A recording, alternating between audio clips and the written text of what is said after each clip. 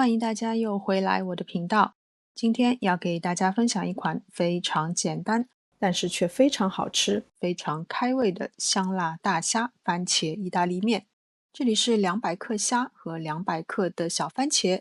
小番茄把它们对半切开，虾洗干净以后去头剥壳，只要虾仁。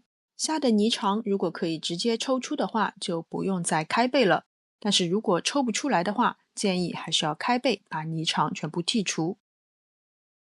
接着加入屏幕上方所打出的所有的调味料，腌制片刻。辣椒粉可以根据自己的喜好选择添加与否。另外，如果家里有白葡萄酒的话，也可以添加少许。准备30克香芹或是欧芹和3瓣的大蒜头，大蒜头剁碎，香芹也要剁碎，但是根和叶子的部分分开摆放。这样所有的准备工作就完成了。煮滚一锅水，加入1小勺的盐，放入100克的意大利面，根据包装上的建议时间来煮面。我今天煮的是1人份，大家可以根据自己的实际情况调整各食材的分量。面在煮的同时，我们另外取一个锅，烧热适量的食用油，然后放入腌制好的大虾，两面各煎30秒左右。这里的油你可以使用黄油、橄榄油或是玉米油都行。煎好的虾仁先盛出放在一边，用同一锅油爆香蒜蓉。另外我还放了1小勺这种粗颗粒的辣椒粉，不喜欢吃辣的可以不加。接着加入小番茄和芹菜根。小番茄煮软了以后，可以稍微把它们再压一压，让它们释放出更多的汁液，让酱汁的番茄味更加浓郁一些。